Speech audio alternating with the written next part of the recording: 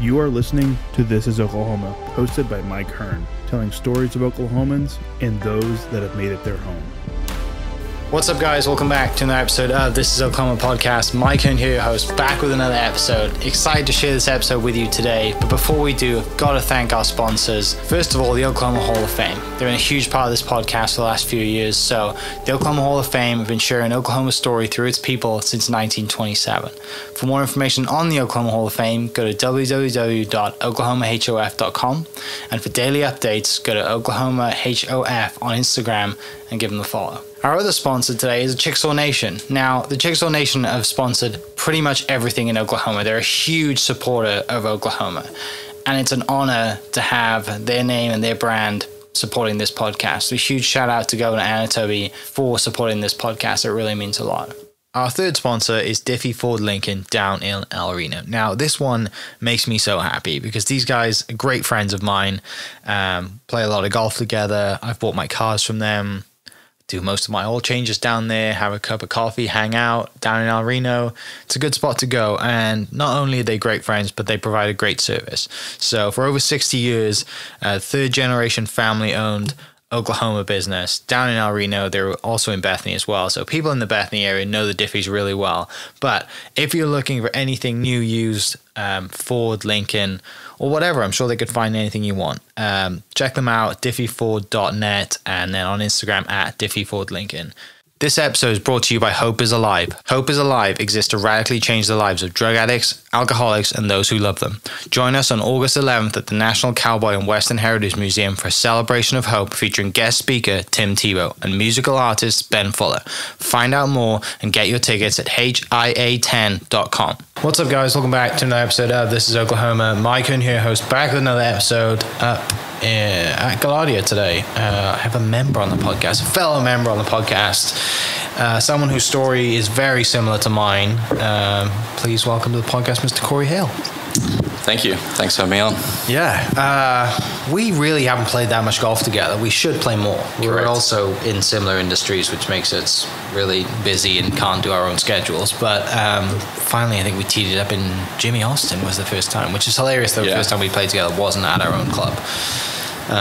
But yeah, Corey's from Australia, so you got another person to listen to that sounds funny for the next 45 minutes, and also a golfer. So, like I said, very similar story to mine. I mean, do you miss Australia? I do. Obviously miss family. Everyone's back home still.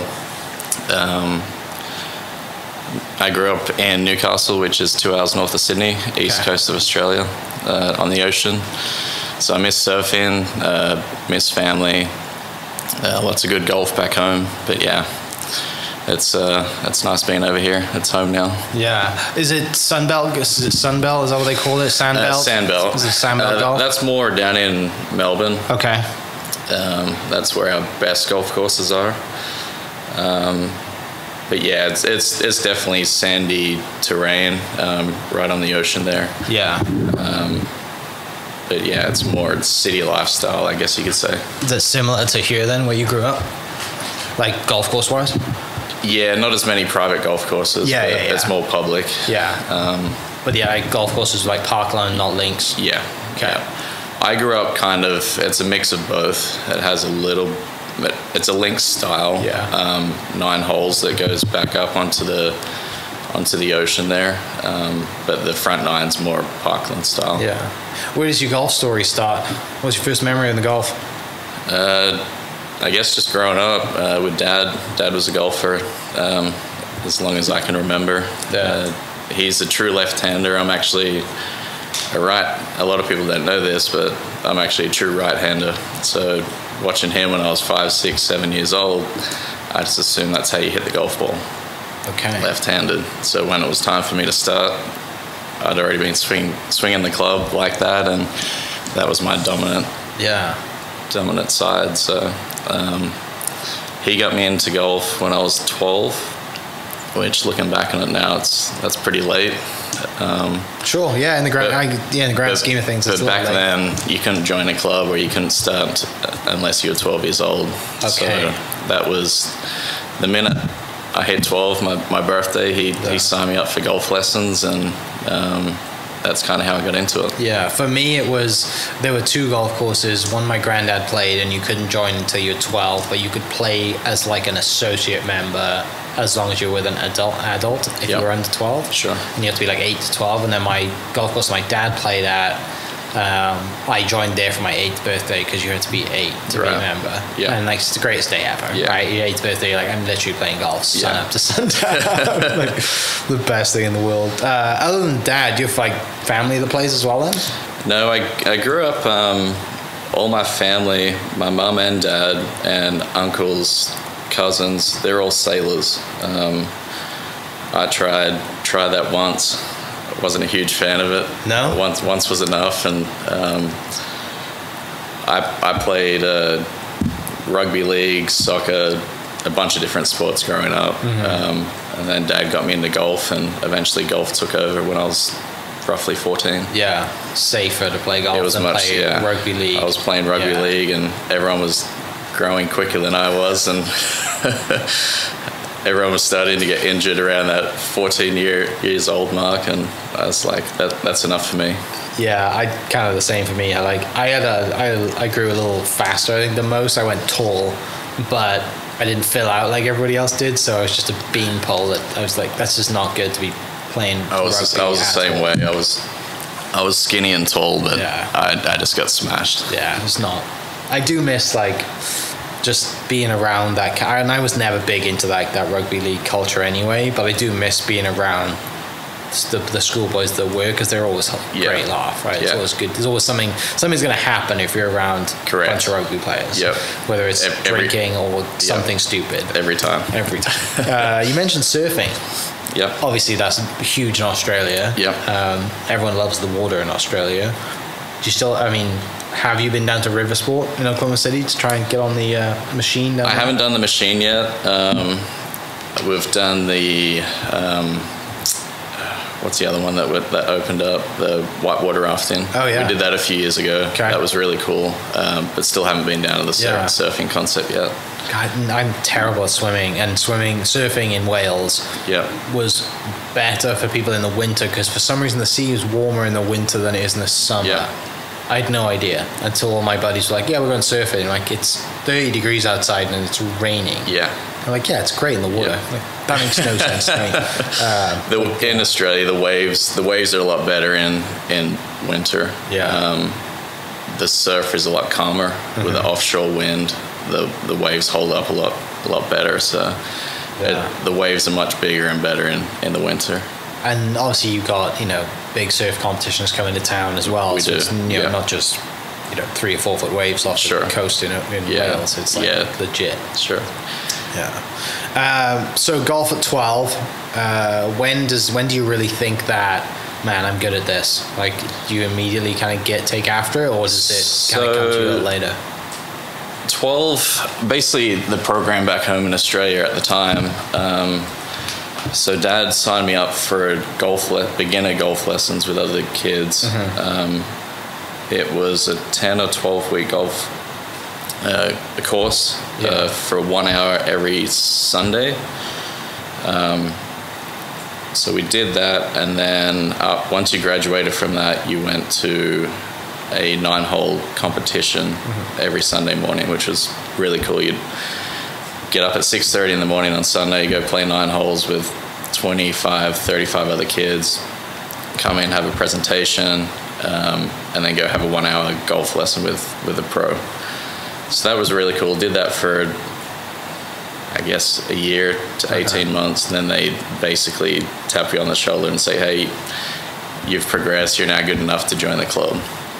How good is that? So it was a great introduction into golf. Why do more people not do that? And the good thing when you join the club, and I was fortunate that my dad was a member, I could just go play with him and his buddies. His buddies were great to me growing up and allowed me to join in whenever they played. So that was a cool introduction for me. So when I was 13, 14, I was just playing Saturday, Sunday comps with my dad. School holidays, I played Wednesday comp. But I was there basically every day during school holidays. And then when I was 14, I guess that's when I can say I started to get a lot better. I won the club championships when I was 14 and 9 months. Nice. Which was the only reason I know that was I was the youngest to ever win at that point. So that's why I know it was 14 and 9 months. Do you still have that record? I do. Nice. I do. So I think I got down to scratch during that time. I think I shot my first under par round during the club championships that I won then. And then I started to play more junior golf tournaments across the state and got into the New South Wales State Development squad, and then eventually got into the state team, and then we were traveling everywhere at that point. That's what's great about, like, Wales is very similar to that. Is, you know, you play for your club, right? You make for your club team, and then you make like your state team, and then you travel, right? Like, and it's always, for us, it was foursomes in the morning, singles in the afternoon. Yeah. Right? And there'd be a 10-man team. Yeah. So much fun. Yeah. Like, and back home, like, your state team is aged, it's like under 14s, 16s, 18s, and then men's team. Yeah. It's just, there's so many great memories from traveling, just playing games like that. Absolutely. It's kind of like a junior Ryder Cup or a Walker Cup, or it's something of that nature. But yeah, you're right. Like, when I got in the development team, it was probably 15 and 16 years old. And then if you were good enough or lucky, you'd maybe get in the state team when you were 16 or 17, and then junior golf was over when you'd turned 18. Right, yeah. So what's the state team called for you? So I grew up in the state of New South Wales. Okay. And that's where Sydney is. Gotcha. Yeah. Okay. So, and the other thing people probably won't know listening is Australia's like golf program, like the national team, is very, very good. Yep. Compared to pretty much everywhere else in the world. Like, they're amazing. We have to develop players in that system because of our population. Okay. We only roughly have 28, less than 30 million people. Yeah. Where in the US, we have roughly 330 million. Right. And most of the population in Australia is around the same area. Correct. Rather than like so half of it, more than half, is just middle of nowhere, right? Exactly. You don't want to go. Big spiders and kangaroos. There's not a lot in there. Yeah.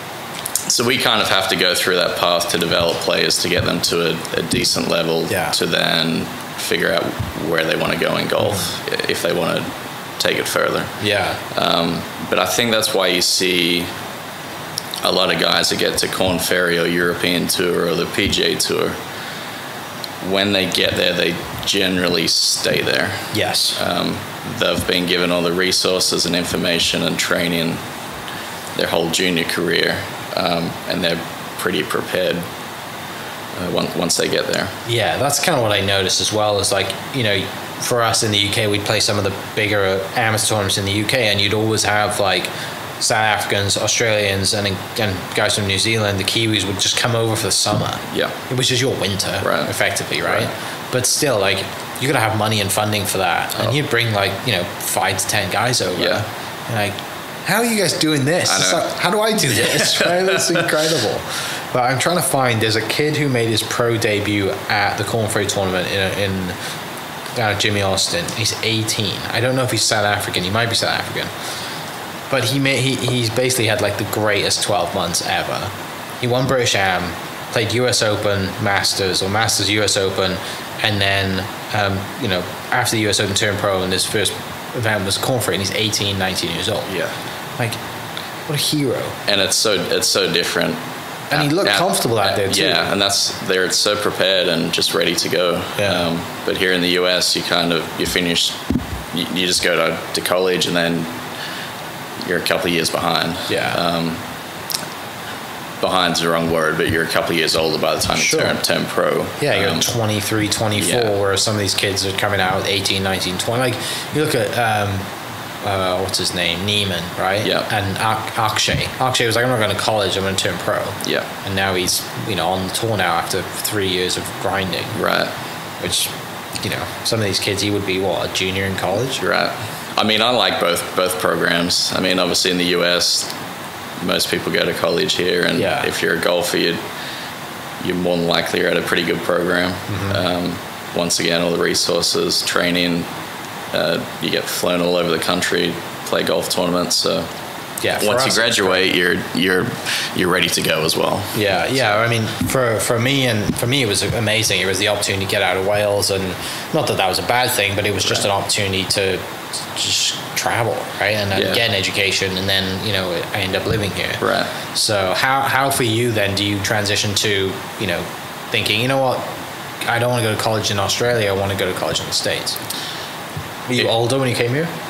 I was 18. Okay. It's actually a funny story. I wasn't thinking of going to college. It wasn't really in my mind. I just graduated high school, and I was up at schoolies, which is basically a spring break. Okay. When you graduate in Australia, high school, everyone goes away and just parties for a week. So I go up there.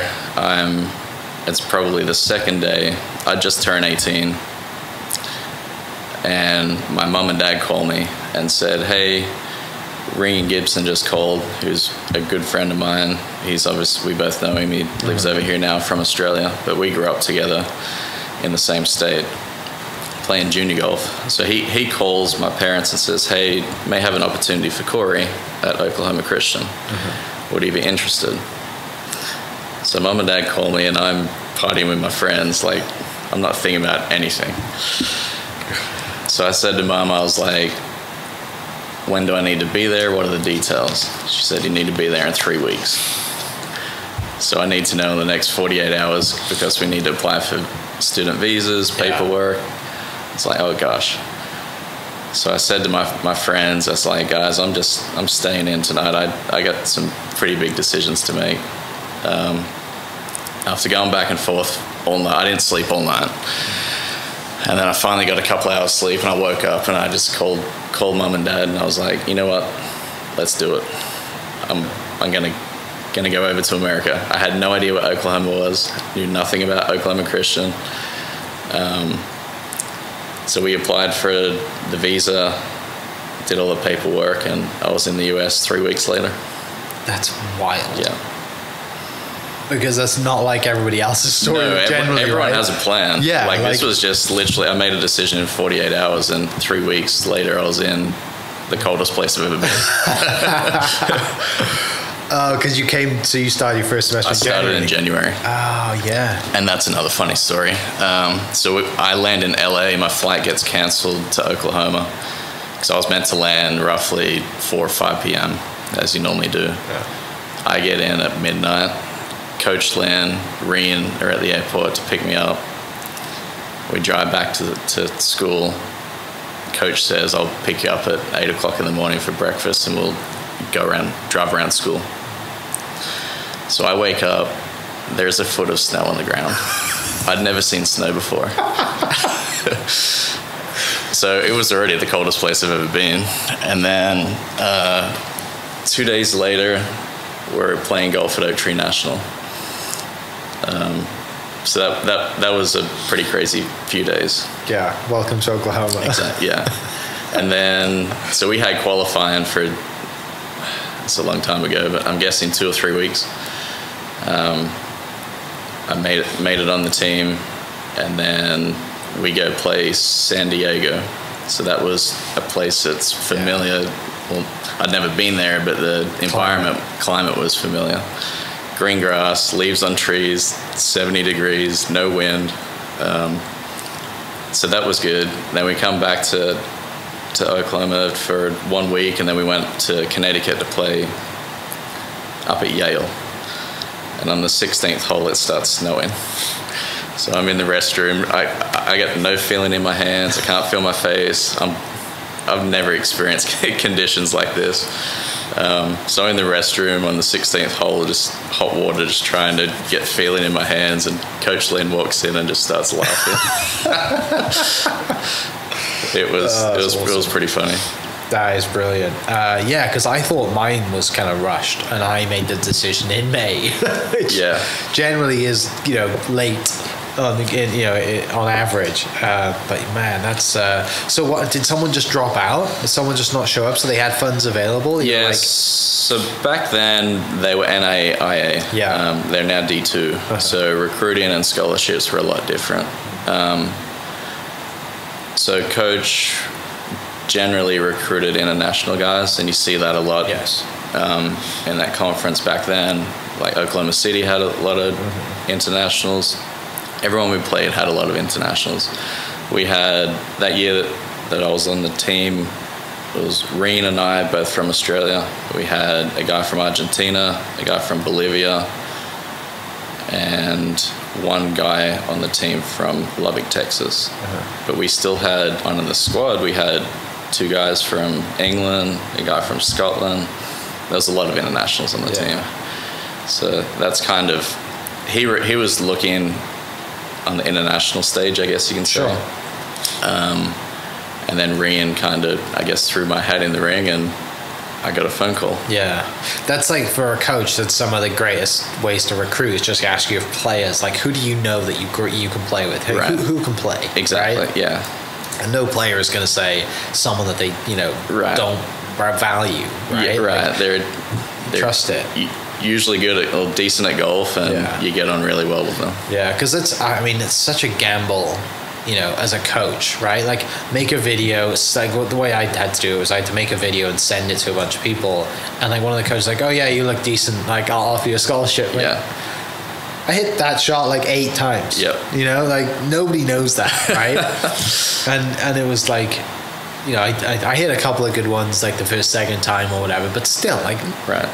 It's such a gamble, It's a huge gamble. Coach Lynn, I don't recall ever sending videos or anything. Right. Yeah. He basically went word of mouth through Rian. Right.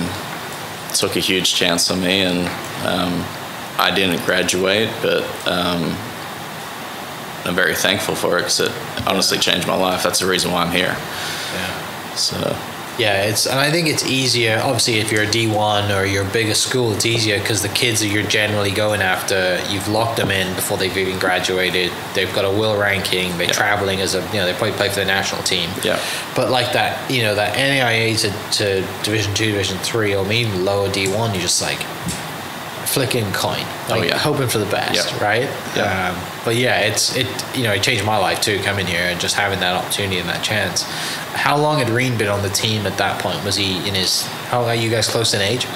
He's 2 years older than me, so he was either... So he's about to be a junior then. Sophomore or just going into junior. Yeah.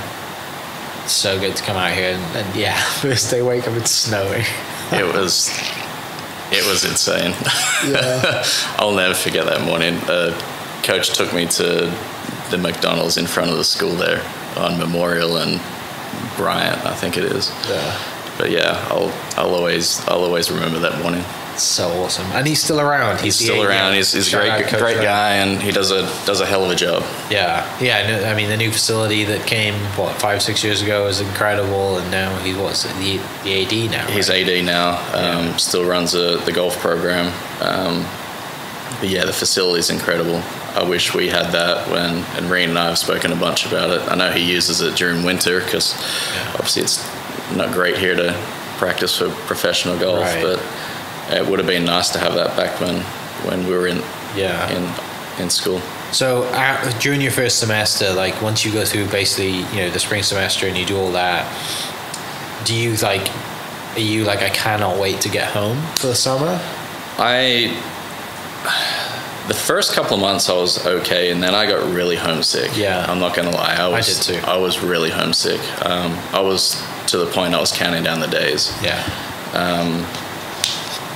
I come from a very close family, and given that I made my decision in 48 hours, it wasn't a planned thing. Yeah. I got here really quickly, and I just don't think I was ready for it. It was a a culture shock, and that's the first time I've been away for that long from my family. Yeah. So I couldn't wait to go back. But yeah, I love the golf. I loved everything about the US, but I was just homesick. Yeah. What's the time difference? Is it 18? It's 16 hours. 16 hours. Yes. So is it because it's currently 1:15 a.m. on Saturday morning. Okay, so it's not so bad where like there's a block in the day here where you're like everyone's up back home, I can FaceTime or whatever. Yeah, so back then there was no FaceTime. Skype or whatever it was, right? It was Skype, and I basically purchased phone cards that I could just call at any time. It was a little difficult back then because Mum and Dad were both working back then. Right. They're now retired, so I talk to them every day now. It's easy. You got FaceTime. I can text through Viber or WhatsApp any time of day. But back then I had to wait until 11 p.m. To call them. They were just getting off work, and then really early of the morning. Yeah. So I was always awake. Right. I didn't really. I mean, every college students, they don't really sleep great, but right. I had to stay up so I could talk to family and friends. Yeah. I had the same. Like I missed home, and I didn't play I got here and I was ineligible when I got here. Yeah. And I didn't know that until I got here, which sucked. Yep. So the worst thing for me was like on the weekends. Like I played golf, I still played with the team Monday to Friday, but on the weekends after 6 p.m. the difference was 6 hours. So 5, 6 p.m. was when everyone's going to bed. Yeah. It's like, oh, now what do I do? Yeah. Like it's hard to explain that, like missing home. Yeah. Right? Like it's kind of like it's like a sick feeling. Yeah. It's like, there's nothing you can do about it. There's nothing you can do about it. You can't get home quick. Yeah. You're in school, so you just can't pack up and leave.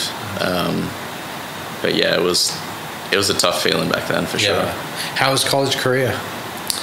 I was only here in 2006. I moved back to Australia. Like I said, I didn't graduate. I was pretty homesick. I didn't graduate. It was coach gave me time to go home and kind of figure out if I wanted to come back. As soon as I got home, I knew that I was staying. So I sent him an email just thanking him for everything that he'd done for me, and just telling him that I wouldn't be coming back. During that time, I didn't know what I was going to do next, and then the guy that actually coached me going back to when I was 12 for those beginner golf lessons, he had just taken over as a head golf professional at my home club at Belmont Golf Club. So him and his business partner, Graham and Kurt, they needed a trainee golf professional. So I basically sat down with them, and they offered me a job, and I did my PGA membership course. Yeah. So I did that. That would have been 2007 to 2009. So basically play your Monday golf tournament for money. Not a lot of money, but it was, I think the winner may have got $1,000. So you'd play that on a Monday, and then I'd basically work Tuesday to Sunday. Yeah. And that was roughly 40 hours. That could be in the golf shop. It could be 5 hours of coaching included. It was a number of different things. Yeah.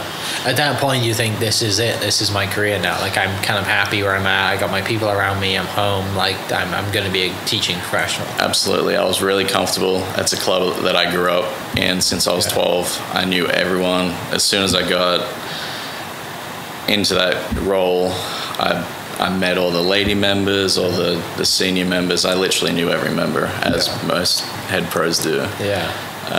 So I was super comfortable in that environment and area. I thought, exactly, this is it. I'm happy here. I finished that in 2009, and then I was the assistant pro 2010. I was making a lot better money. I was coaching maybe 20 hours a week, maybe 15 to 20 hours in the shop. So that changed a lot, where I was actually outdoors and I was doing what I wanted. Right. So I was really enjoying that. And then I had a lot of friends that were turning pro and actually traveling back to the US or in Europe.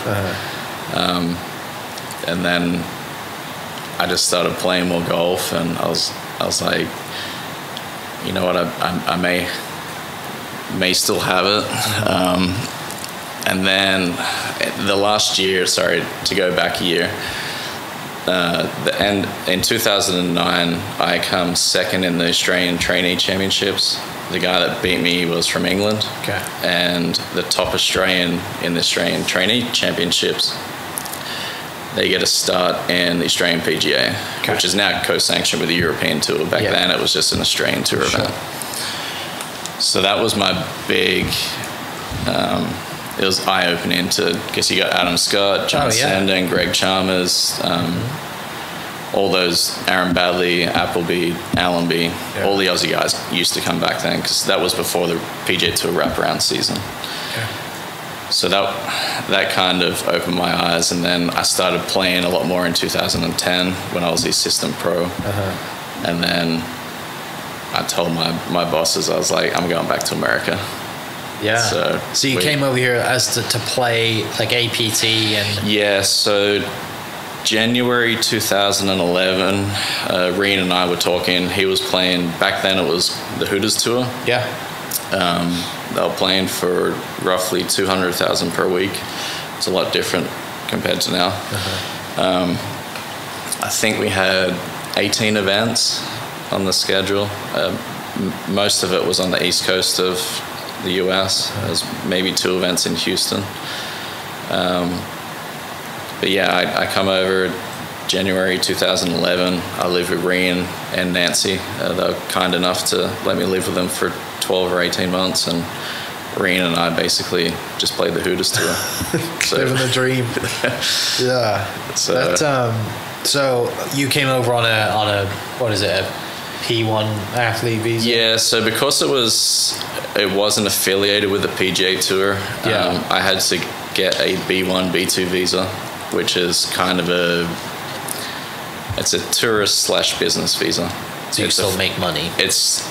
You can only be here for a period of time, but you can make money in your profession only, your industry. So I could only play golf. I couldn't coach golf. I could only play for prize money. Right.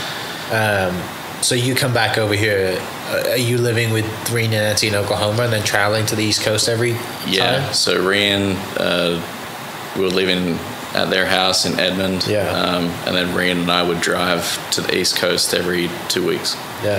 And we'd drive out there, we'd drive back for a week, and then drive back out there. How long did you do that for? Too long. Probably 2.5 years. Okay. 2.5 years. So that was great experience. It was, I'll be honest, I played awful the first 6 months. I missed a lot of cuts, spent a lot of money. And then I got on a bit of a roll where I was making cuts every week, and it was a lot more enjoyable. I would basically stay here. I'd go back to Australia 3 or 4 times a year. I'd stay here until the end of October, and then as soon as it started to get cold here, I'd go back to Australia because it was the summer. Right. So that's kind of the perfect scenario for you guys. I had 5 years of summer only. So like that was leaving the sunshine. You got to go meet the sunshine. So not dealing with Oklahoma wind and ice storms. So that was perfect. And then 2012, I went to Australian qualifying school for the Australasian Tour.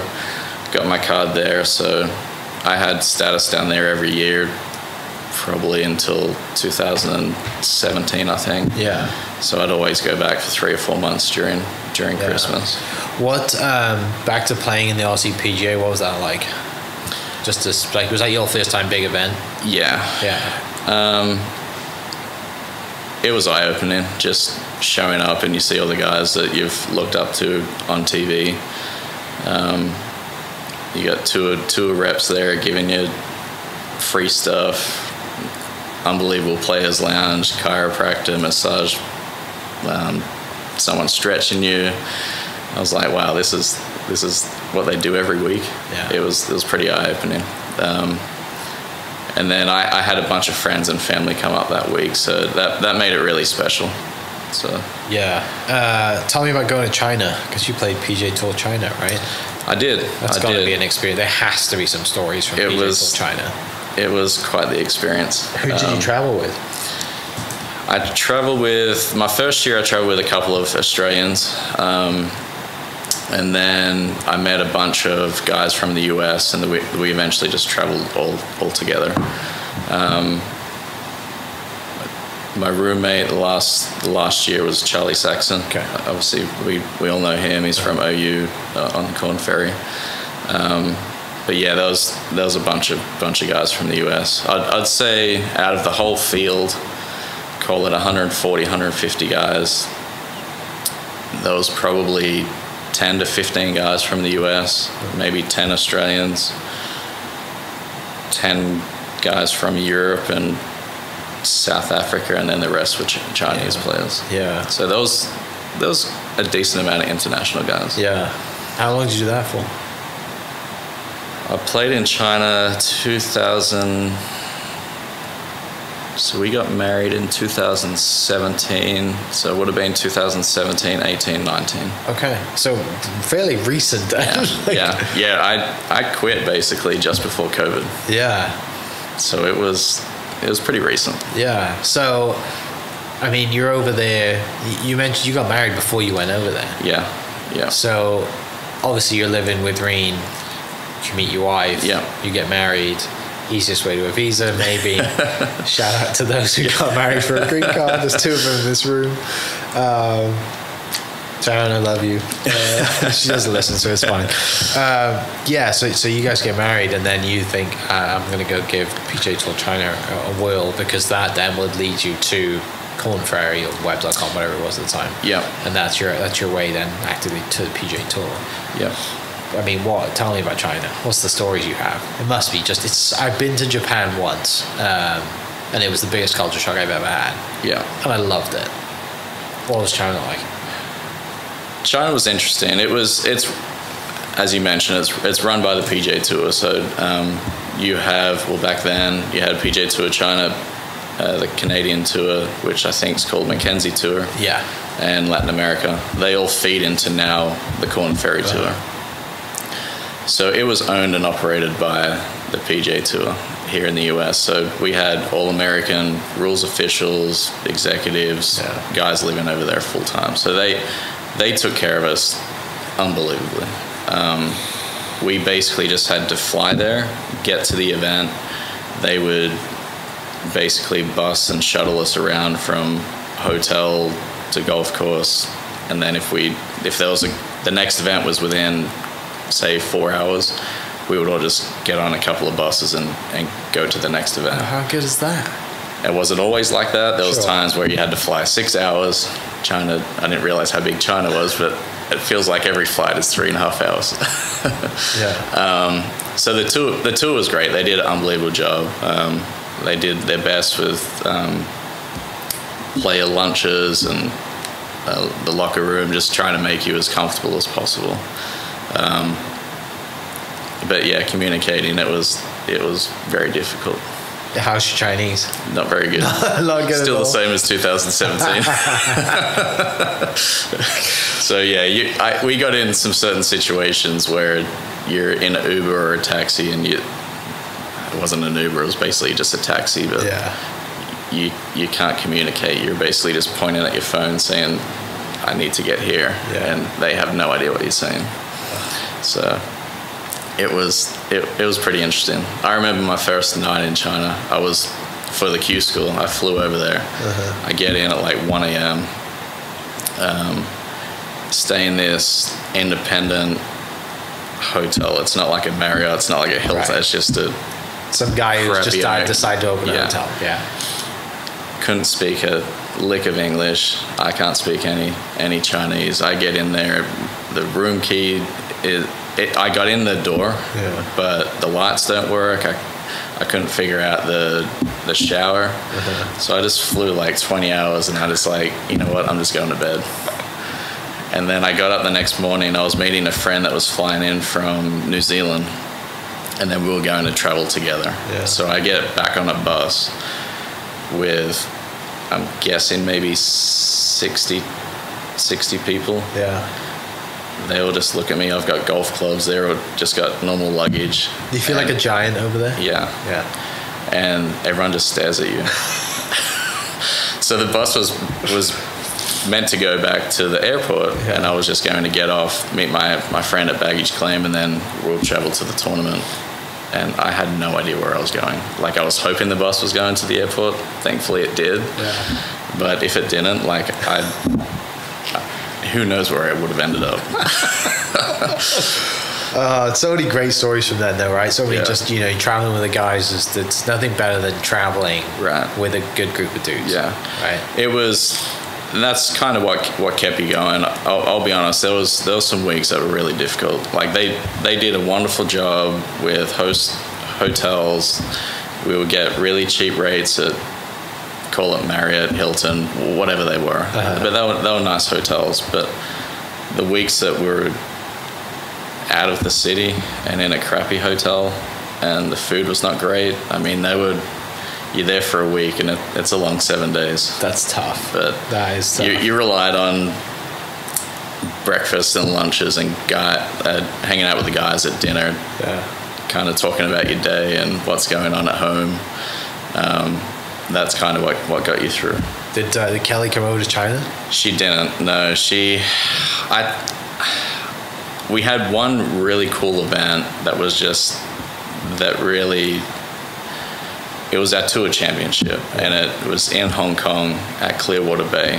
And Clearwater Bay is kind of like the Pebble Beach of Asia. Okay. There's a lot of money there. The membership welcomed us. They would just do a hell of a job. The golf course was amazing. So I always told her, if you're going to come over, you need to come to that one. It didn't work out. She never came over to China or Hong Kong, but my family, mum and dad, they traveled to my last event in Hong Kong. So that was cool. That is awesome. Do you miss it? I miss the competition. Yeah. I don't miss the travel. I don't miss practice rounds and preparing, but I do miss the Thursday to Sunday. Yeah. Yeah, and especially when you go watch a golf tournament now, and or you watch it on TV and you just I played against those guys. I might have beaten some of those guys at the time. You're like, why aren't I there? Yeah, right? It's such a bad feeling when it is. But I felt like that for a while. Yeah. You play with a lot of guys over the years, and you've beaten them, or you feel like you're just as good as them. Yeah. And then they make it on tour, and then they may win on tour and make $1 million or whatever. Right. And it makes you think about it. But, yeah. I haven't thought about that for a long time. Sorry. Just, yeah. I've had that moment a couple of times, and now I don't really think about it that much either, because like you said earlier, so much to be grateful for being out here, and obviously meeting Cali is huge for you, and just being in Oklahoma, it's and I know your dad's just been in town for a long time. And it's my brother was here a couple of weeks ago, and they love it here, and it's great to have a place where they can come over and have a vacation, rather than us going to a mutual place. Let's just go somewhere together. When they come to you, it's nice to host, right? It's nice to show off where you live, and there's no better place right now than for us anyway than where we are. Yeah, no, it's a pretty special place. I get asked a lot why Oklahoma, but I mean, I've been here for 12 years now. Yeah. It's just home. It's a great place, easy to get around. It's a lot cheaper, the cost of living, compared to the rest of the world. Yes. And the people are very welcoming and friendly. Yeah. So it's a great place to live. I do wish we had more weekly comps here than we have back home. Yeah. That's the one thing I miss about golf here. Exactly, it's a lot different to back home. We have a men's comp on Wednesday, or ladies comp on Tuesday, men's comp on Wednesday, ladies comp Thursday, and then men's comp Saturday, Sunday. Yeah. So I do miss that, but we also play a lot of money games and Wolf and stuff over here that at this point, I'd rather just play for money. Fair point. Talking of golf, you also, like myself, had your first Masters experience this year. Yeah. How was that? Absolutely unbelievable. Yeah.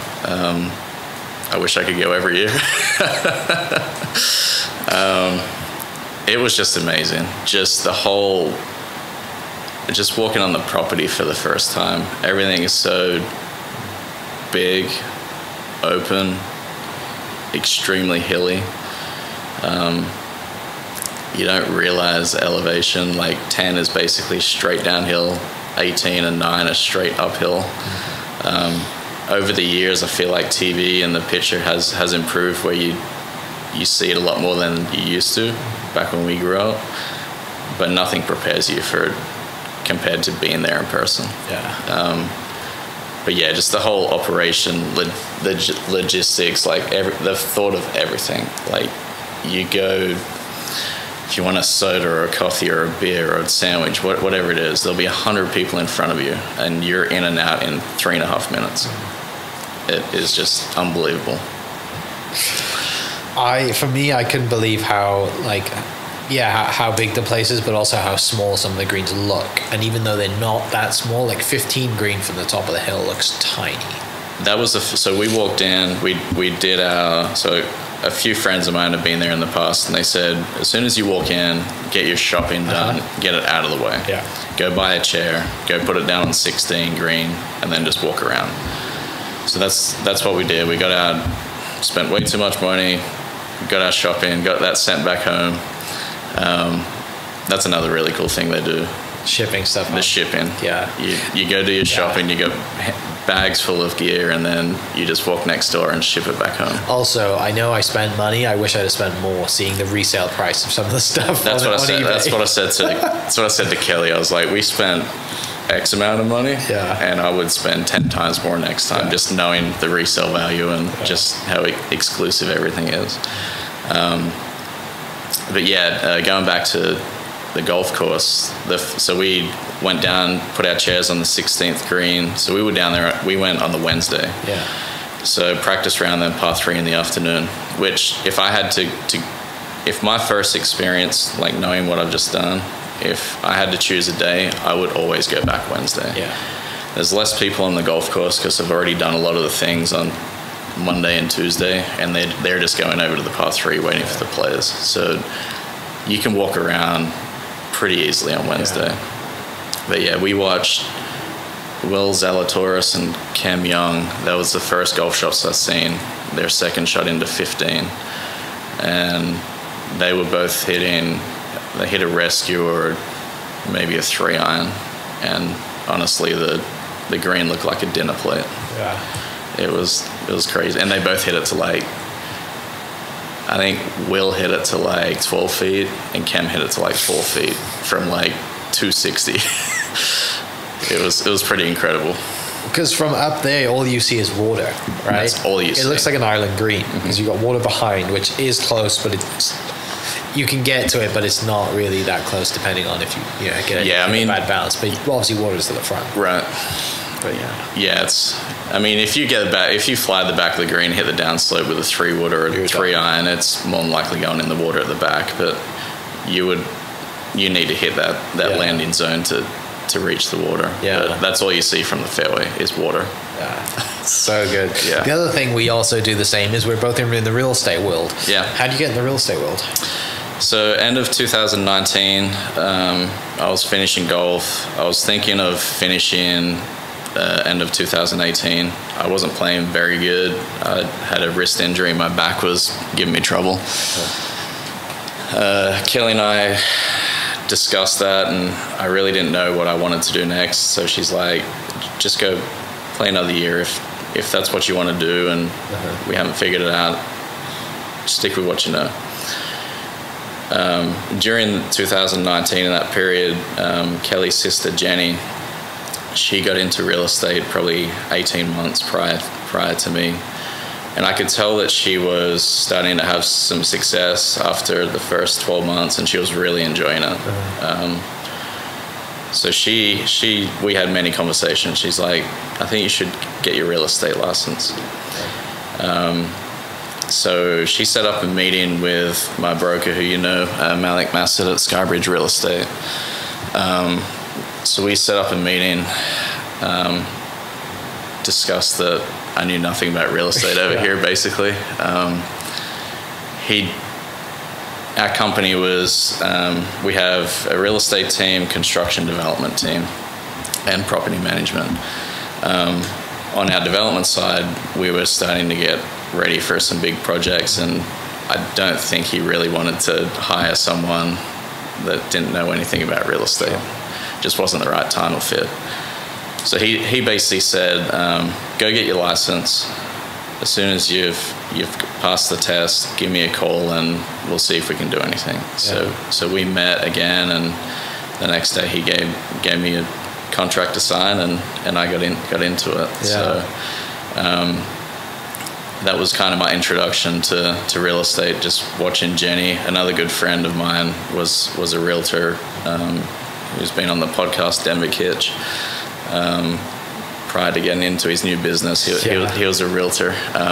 So I knew a little bit about the real estate game, and I thought I would like the lifestyle in terms of like playing a little bit of golf. You can meet people, network, and just work. Just continue to do what you've been doing, but instead of like making money playing golf. I think I really would have struggled just going from golf, doing what I did for so long, to going in an office for 8 to 5. I tried it. It didn't last long. I just don't think that was a good fit for me. I could see Jenny was really enjoying what she was doing, and I thought, you know what, let's give it 12 months and see how it would go. But that was another interesting time as well. I got my license in, I think it was January or February 2020. I got in the office 6 weeks, and then COVID hit. So welcome to real estate. I was freaking out for a minute. So I mean, it's worked out, right? Yeah, no, things are great. It's been wonderful. The first 12 months were tough. Obviously, COVID. That was difficult. I didn't have any clients. You're just new in real estate. I'm not from here.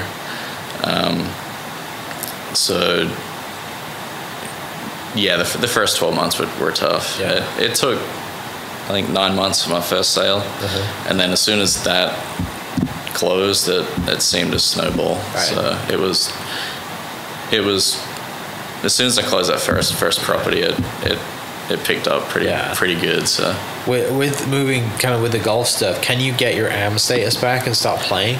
I can. Will you? I've thought about it. I would like to. The reason I haven't is obviously being a PGA member. You got a lot of perks from that.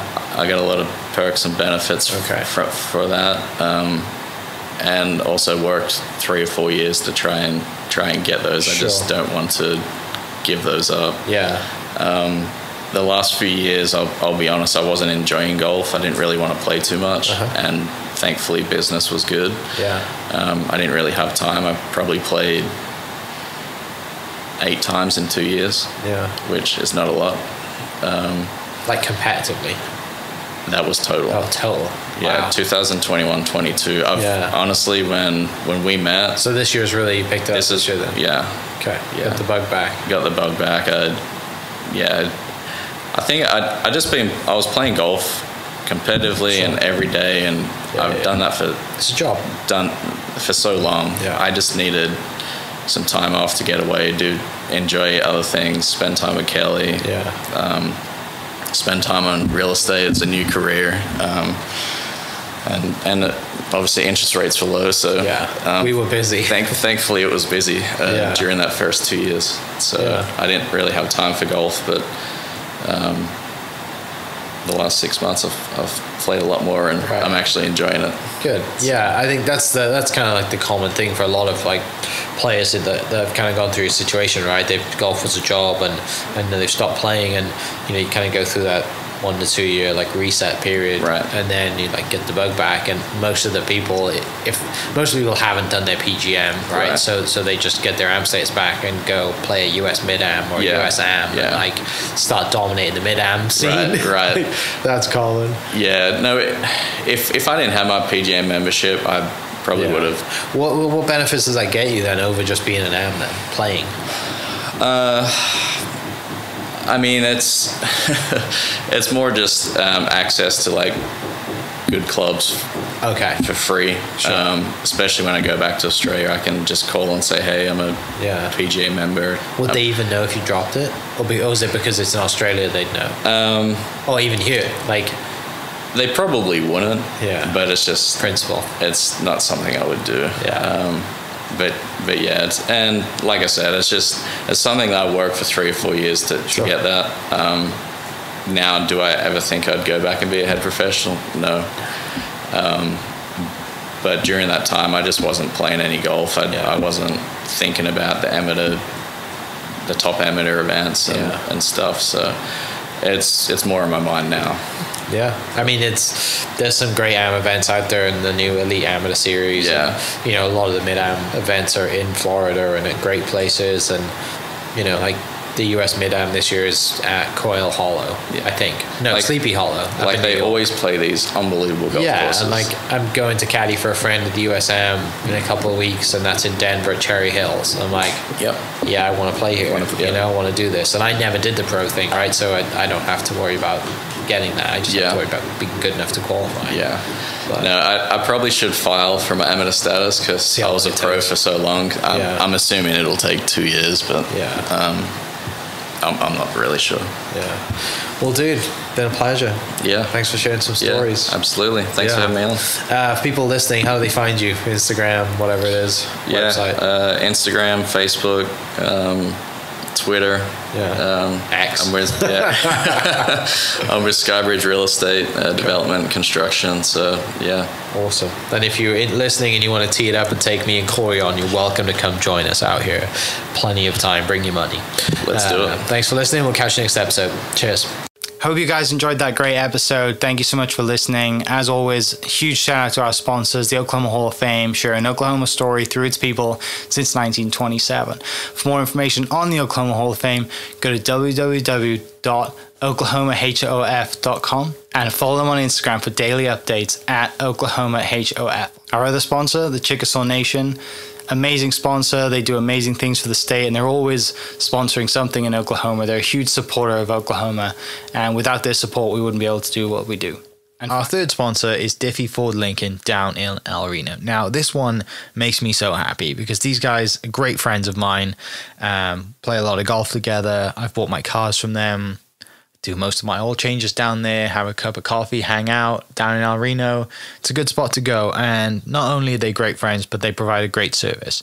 So for over 60 years, third generation family owned Oklahoma business down in El Reno. They're also in Bethany as well. So people in the Bethany area know the Diffies really well. But if you're looking for anything new, used, Ford, Lincoln, or whatever, I'm sure they could find anything you want. Check them out, diffieford.net, and then on Instagram at diffiefordlincoln. This episode is brought to you by Hope is Alive. Hope is Alive exists to radically change the lives of drug addicts, alcoholics, and those who love them. Join us on August 11th at the National Cowboy and Western Heritage Museum for a celebration of hope featuring guest speaker Tim Tebow and musical artist Ben Fuller. Find out more and get your tickets at HIA10.com.